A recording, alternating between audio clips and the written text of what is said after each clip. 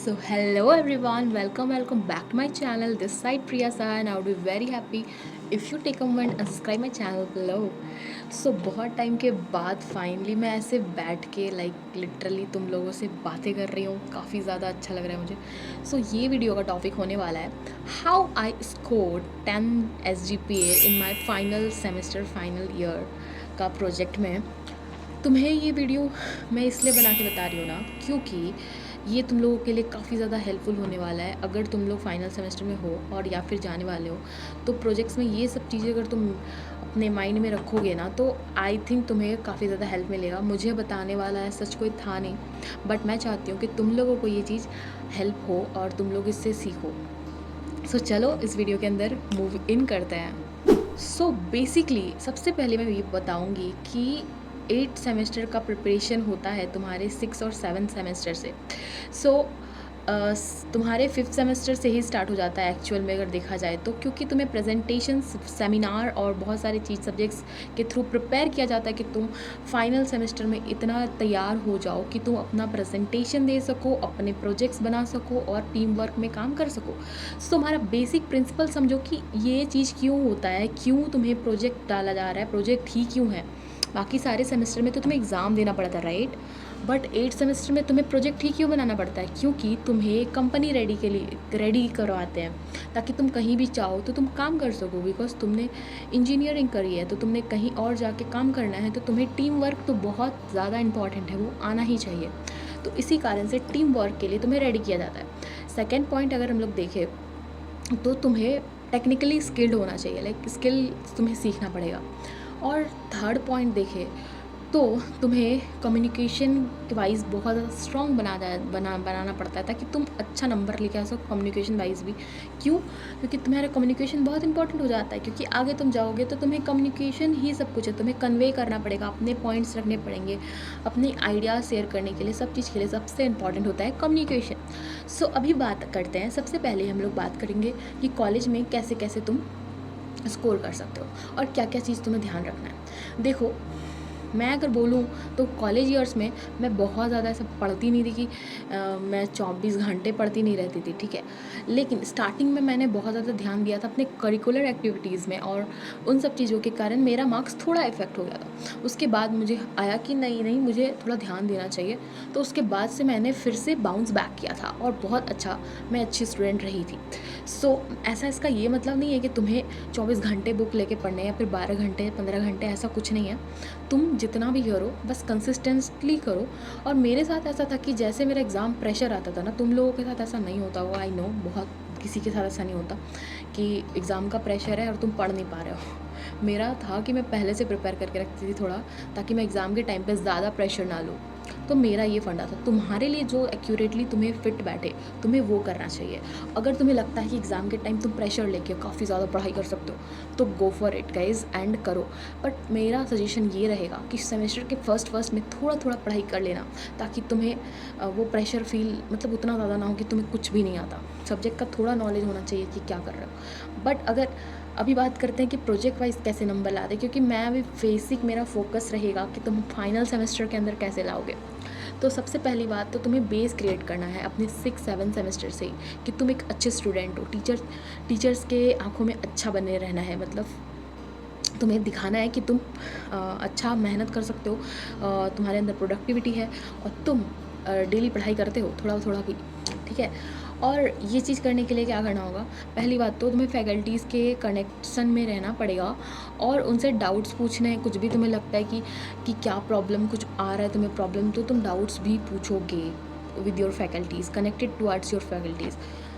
अब आते हैं नेक्स्ट पॉइंट पे. सो नेक्स्ट पॉइंट ये रहेगा कि तुम्हारा कि टीम वर्क कैसे करना है, ठीक है. देखो, तुम्हारा फर्स्ट ऑफ ऑल ना, मेरे साथ जो हुआ है ना, टीम को लेकर के बहुत ज़्यादा घाई हुआ था, बहुत ज़्यादा हसल हुआ था मुझे. सो उससे मैंने ये सीखा ना कि टीम पे काम कैसे करता है. So always take your team to the priority.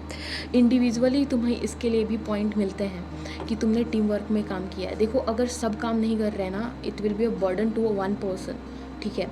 लेकिन अगर सब काम कर रहे हैं ना एक टीम में, जो कि कभी पॉसिबल नहीं है, एक टीम में सब काम नहीं करते हैं इक्वली, तुम्हें देखना पड़ेगा. और तुम कोशिश करो कि तुम लीड लो, या मतलब ऐसा नहीं कि वैसे लीड लो। लाइक अगर कोई काम नहीं कर रहा है तो ऐसा नहीं है कि तुम्हें भी उसे बोक करना है, झगड़ा करना है, ऐसा कुछ नहीं करना। तुम्हें वहाँ पे टीम स्पिरिट दिखानी है। लाइक तुम्हें ना फंसाना नहीं है किसी को कि तो इसने तो काम नहीं किया, ऐसा नहीं करना। तुम्हें टीम वर्क में काम करना। टीम वर्क में काम करना मतलब अपने टीम मेंबर को साथ लेके चलना होता है। और मैंने ये चीज़ बहुत अच्छे से फॉलो किया था। मेरे सारे टीम मेंबर्स इतने लाइक अच्छे नहीं भी होने के बाद भी वो बहुत अच्छे थे, क्योंकि सारे हम लोग ऐसा टीम वर्क में हमेशा बात करते थे। एंड उसके बाद हम लोग जाके वहाँ पर डिस्कस करते थे कि क्या क्या करना है, क्या क्या नहीं डिस्प्ले करना है, सब कुछ। तो team work is very important. और मुझे पता है कि ये चीज़ हर जगह पॉसिबल नहीं हो पाती, बट तुम्हें इस जगह में कैसे करना है ना, तुम्हें पॉजिटिव रहना है। लाइक अपने अगर किसी को नहीं आ रहा तो तुम्हें बताना है। ऐसा नहीं है कि तुम अपने तक ही रखो सब चीज़ और उसको कुछ भी नहीं बताओ। ऐसा ये एक बहुत गलत चीज़ है, क्योंकि तुम्हें यहाँ पे यही सब चीज़ तुम्हें देखा जाता है। एंड टीचर्स फैकल्टी भी देखते हैं कि तुम कितना काम कर रहे हो, कितना कॉन्ट्रीब्यूट कर रहे हो ना ग्रुप। तुम्हारा जो पार्ट है तुम उसको अच्छे से निभाओ। बट अगर तुम्हारे टीम मेंबर्स को कुछ भी हेल्प की ज़रूरत है तो तुम्हें करना है वो हेल्प, ठीक है। और साथ में नेक्स्ट पॉइंट पे आते हैं हम लोग। तो तुम्हें ना बहुत अच्छे से प्रेजेंटेशन और जो भी कर रहे हो, like presentation one of the part होने वाला है। इसमें बहुत मेजर पार्ट डिस्प्ले कर रहा है। तुम्हें कैसे प्रोजेक्ट को एक्सप्लेन करना है, तुम्हें पीपीटी क्रिएट करनी पड़ेगी 8 सेमेस्टर में। तो तुम्हें मेक श्योर करना है कि पीपीटी में फुल स्टॉप भी है ना तो वो क्यों है, किस रीज़न से है, हर चीज़ तुम्हें पता होना चाहिए। एक कॉमा भी है तो क्यों है, किस रीज़न से, तुम्हें पता होना चाहिए। और ये इसका मतलब मैं इसलिए बोल रही हूँ ना, एक एक डायग्राम तुम्हें पता होना चाहिए। उस सिर्फ वो डायग्राम कैसे काम कर रहा है वो नहीं, हर एक फ्लो कैसे काम कर रहा है, उस डायग्राम के अंदर क्या लिखा हुआ है वो भी तुम्हें पता होना चाहिए। हर एक चीज़ यू शुड बी नोइंग, ठीक है। और इफ़ तुम्हें नहीं आ रहा है, डिफ़िकल्टी हो रहा है, ask to the faculty. If that also not help, chat GPT. If that also not work, then क्या करना है पता है, हटा देना उसको, क्योंकि उसको हटा दो। बिकॉज ऐसा कुछ भी तुम्हें नहीं रखना पीपीटी के अंदर जिसको तुम एक्सप्लेन नहीं कर पा रहे हो और तुम्हारे टीम मेंबर में कोई और भी एक्सप्लेन नहीं कर पा रहा। और तुम्हें पीपीटी जैसे कि होता है कि 4 स्लाइड ही बोलना है ना, तो एक जन को 4 स्लाइड ही बोलना है। तो इसी के साथ हम लोग बढ़ते हैं नेक्स्ट पॉइंट पे। तो 4 स्लाइड बोलना है तो सिर्फ 4 स्लाइड प्रैक्टिस करोगे क्या? यही करते थे ज़्यादातर लोग, हमारे जितने भी और भी मेरे कलीग्स, मतलब जितने भी फ्रेंड क्लासमेट्स थे तो वही करते थे, ठीक है। लेकिन ऐसा नहीं करना। मैं हमेशा पीपीटी पूरा करके जाती थी, चाहे मुझे कहीं एंड से बोल दे एक्सप्लेन करने को या कहीं से भी करने को, कहीं से भी करने को करना है, ठीक है। क्योंकि जितना भी 20 पेज, 15 पेज या 14 पेज का पीपीटी, जितने पेज का भी होता है, तुम्हें हर स्लाइड पता होना चाहिए। ये तुम्हारी ड्यूटी है कि तुम्हें फ्रंट से बैक हर चीज़ तुम्हें पता होना चाहिए कि तुम्हारा प्रोजेक्ट काम कैसे कर रहा है, कैसे क्या हो रहा है। प्रोजेक्ट से आए तो इससे आते हैं हम लोग नेक्स्ट पॉइंट पे कि तुम्हें प्रोजेक्ट कैसे सेलेक्ट करना है। फर्स्ट ऑफ ऑल तो प्रोजेक्ट काफ़ी ज़्यादा इंटरेस्टिंग होना चाहिए। सोचो कि क्या होगा प्रोजेक्ट और कैसे काम करना है उस पर।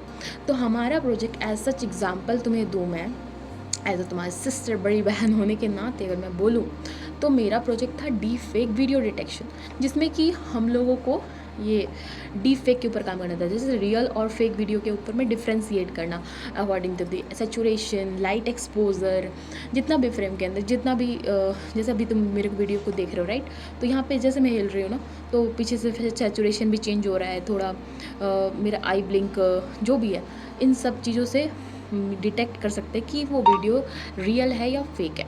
सो ये सब चीज़ें कैसे कर सकते हो। सो ये सब हमने प्रोजेक्ट, ये काफ़ी इंटरेस्टिंग लग रहा है ना थोड़ा, तो इसी तरह से मैंने और मेरी टीम मैंने मिलके इस प्रोजेक्ट को चूज़ किया था। सो तुम्हें भी ऐसा टीम चूज़ करना है।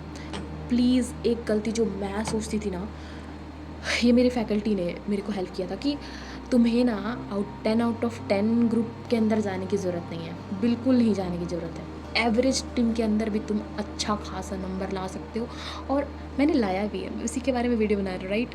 सो तुम्हें कोई ज़रूरत नहीं है कि तुम टॉपर्स के साथ ही ग्रुप बनाओ। This is bullshit guys, just don't follow this, okay.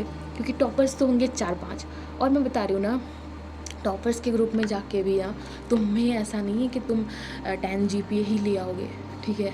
ये इसलिए क्योंकि बहुत लाइक तुम्हें देखना पड़ेगा कि तुम किस तरह के लोगों के हो साथ हो। सेल्फिश लोगों के साथ होने से बेटर है कि तुम एवरेज लोगों के साथ होके अच्छे से जम के मेहनत करके अच्छा नंबर लेके आओ, ठीक है। So make sure this point in your mind कि अपनी मेंटल पीस और जो कॉलेज का प्रोजेक्ट लाइफ है ना, उसको इंजॉय करते हुए बनाना है, ना कि तुम्हें किसी प्रेशर में आके कि हाँ यार मजबूरी है करना पड़ेगा। No bro, it's your project, your criteria to explore, and also तुम्हें फ़न भी करना है, ठीक है। ऐसा नहीं है कि पढ़ाई पढ़ाई पढ़ाई करके सब कुछ ख़राब करना है, नहीं। और अपना visibility, this comes to the next point, अपना विजिबिलिटी और compatibility and compatibility with your team members and visibility with your faculty, like feedback लेना है, ठीक है। हर हफ्ते जाके तुम्हें फीडबैक लेना है कि तुम्हारा प्रोजेक्ट कैसे चल रहा है, तुमने काम कितना किया है, क्या गलती हो रहा है, और मेक श्योर करो कि प्लीज़ तुम कॉलेज जाओ और फीडबैक लो फैकल्टी से। इससे तुम्हें बहुत हेल्प है कि this is the best tip I can give. अगर तुम इसको लाइटली ले रहे हो ना, you should not be, okay. और तुम अगर कहीं कोई रीज़न से इंटर्नशिप कर रहे हो या कुछ जॉब सर्चिंग कर रहे हो बाहर जाके, तो तुम्हें ना अपने फैकल्टी को इस चीज़ को बहुत अच्छे से क्रिस्टल क्लियर होकर बताना है कि मैम और sir, respected ma'am or sir, I'm going to this XYZ company, or I'm doing internship, so I will be not be able to focus that much or something like that, but I will do my 100% whatever I can prefer or I can do. So ये सब चीज़ें तुम्हें mention करनी है, उनसे झूठ नहीं बोलना, ठीक है, because they are the only one who will support you, who will give the marks. And अब इसके साथ ही आते हैं नेक्स्ट पॉइंट पे, जो कि जूरी, यानी कि तुम्हारे जब एनालिसिस होगा ना कि तुम कितने नंबर लेके आओगे, या तुम्हारे प्रोजेक्ट में तुम्हारा पीपीटी प्रेजेंटेशन जो देखा जाएगा, वो सिर्फ तुम नहीं देख रहे, तुम्हारे फैकल्टी नहीं देख रहे, सब देख रहे, जितने भी फैकल्टीज़ हैं। तो basically I am telling them jury, okay. So ये तुम्हारा इंप्रेशन कौन बना रहा है? तुम्हारे फैकल्टी तो जान गए, बट तुम्हें उस जगह पे अपने आप को एक्सप्रेस करना है, ठीक है। तुम्हें प्रॉपर मौका दिया जाएगा, आई थिंक 1 और 2 मिनट का प्रॉपर मौका दिया जाएगा एक्सप्लेन करने का। मैंने बोला पीपीटी पूरा फर्स्ट स्लाइड से लास्ट स्लाइड तक तुम्हें आना चाहिए, ठीक है, और तुम्हें एक एक वर्ड पता होना चाहिए, प्लस तुम्हें जो कोडिंग है कैसे हुआ है। आई कैन अंडरस्टैंड तुम सब चीज़ फुल स्टैक नहीं समझ पाओगे 4th ईयर तक में, अगर नहीं समझ पाए तो भी कोई बात नहीं, जितना प्रोजेक्ट में काम हुआ है at least you should be understanding that code, कि तुमने कितना क्या क्या कोड किया है, कैसे काम कर रहा है, लाइक 0 और 1 के फॉर्म या हमारा काम कर रहा था, तो हमें पूरा उस चीज़ को जानना था एंड हमें उस चीज़ को एक्सप्लेन भी करना था कि कैसे हमारा प्रोजेक्ट काम कर रहा है। और तुम ये चीज़ भी ज़रूर जान के समझ के जाना कि तुम सिर्फ वहाँ जाके एक प्रोफेसर को नहीं समझा रहे हो, तुम एक LKG के बच्चे को भी उतने प्यार से समझा रहे हो, क्योंकि एज अ लाइक तुम्हें एक्सप्लेन करना ऐसा होना चाहिए ना कि तुम्हें एक सुन के एक छोटा सा नर्सरी का बच्चा भी समझ जाए कि तुम्हारा प्रोजेक्ट है क्या। So you should be knowing the art of communication. अगर तुम मुझे बोलोगे तो मैं उसके ऊपर भी वीडियो बना दूंगी कि तुम्हें प्रेजेंटेशन के लिए कैसे प्रिपेयर करना चाहिए, कैसे कम्युनिकेट करना चाहिए। अगर तुम बोलोगे, बहुत ज़्यादा रिक्वेस्ट आएगा, तो मैं I am happy to share that feedback also with you guys. And मुझे बहुत सारी ब्लेसिंग्स देंगे, तुम्हें अच्छे से करना, अच्छे से फोड़ो अपना 4th year, and all the very best for that. And अगर तुम फर्स्ट ईयर में हो या फिर कॉलेज आने वाले हो और मुझे फर्स्ट टाइम देख रहे हो, तो भी मैं ये चीज़ बोलूँगी कि subscribe to this channel guys, बहुत कुछ मिलने वाला है। बट इसके अलावा भी मैं कुछ बोलूँगी कि तुम्हें इन सब चीज़ों को माइंड में रखना है अभी से। तुम्हारे पास गोल्डन अपॉर्चुनिटी है कि तुम इतनी पहले ये सब वीडियो देख ले रहे हो। You are blessed also, and तुम काफ़ी लकी हो, क्योंकि तुम्हें अभी से पता है कि तुम्हें आगे जाके क्या क्या चीज़ें करनी है।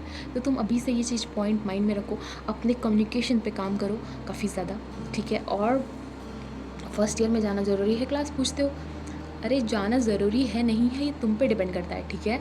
लेकिन अगर तुम जाओगे, अगर नहीं, लेट सपोज़ कि तुम्हारे पास बहुत अनदर अच्छी अपॉर्चुनिटीज़ है, इंटर्नशिप कर रहे हो या फिर कहीं जॉब कर रहे हो, तो तुम नहीं जाना प्रेफर कर सकते हो।